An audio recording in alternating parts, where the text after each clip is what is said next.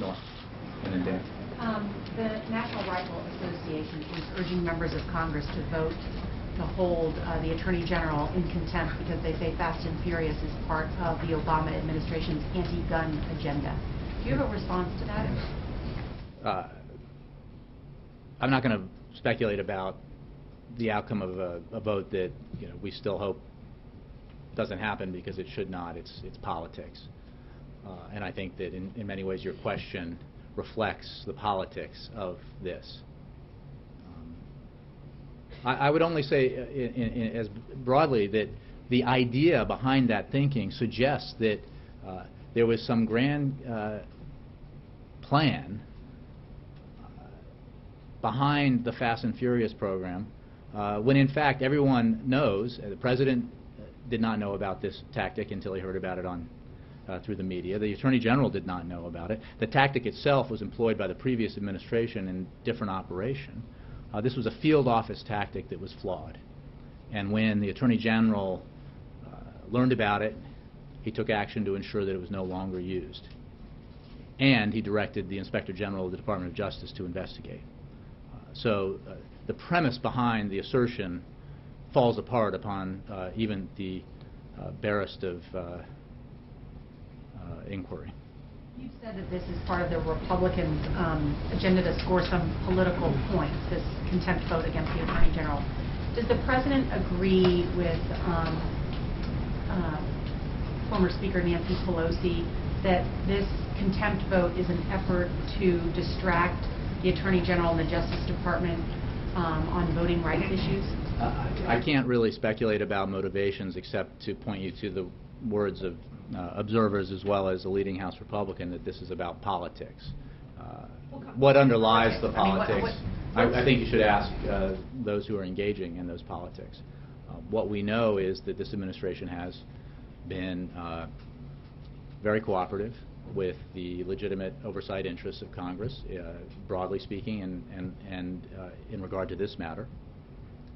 The Department of Justice provided an enormous number of documents, provided hours and hours of testimony by the Attorney General and other Justice Department officials, and twice now has made an effort to accommodate the interests of the chairman and leaders in the Republican Party on this matter. Unfortunately, they have shown very little interest in reaching a resolution. Instead, they've chosen a path of political confrontation and theater, which I think those of us who've been around for a while here recognize this for what it is. What is it? Politics. It is, as I said before, the operation. The Attorney General is going to be held in contempt of Congress we'll over see. this, and the most you'll say is for political points. I mean, that's how preposterous it is, right? Because it's not about Fast and Furious.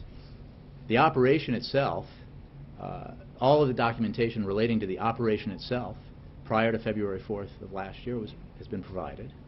The administration has endeavored to accommodate the committee and Republican leaders in its request for further information.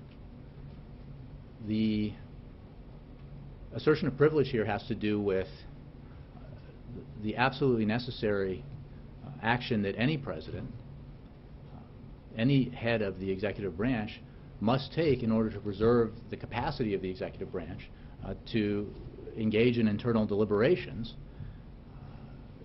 both now and in the future, for every administration going forward, for every president of either party or some party in the future. Is the President concerned at all about the precedent this is going to set, having his Attorney General held in contempt? Has he called the Speaker of the House and asked him to reconsider? Has he been personally engaged at all? I think the Speaker of the House has made his position pretty clear on this, and it's highly political in nature. I haven't had the conversation about this with the President in the way that you framed it. I think he has absolute confidence in his Attorney General, and what you're hearing from me are the views of the President and the White House and the administration that this is a political theater. It is a unnecessary distraction from the work that Congress should be doing for the American people on the economy, on jobs. I think many Americans, most Americans, will view it that way.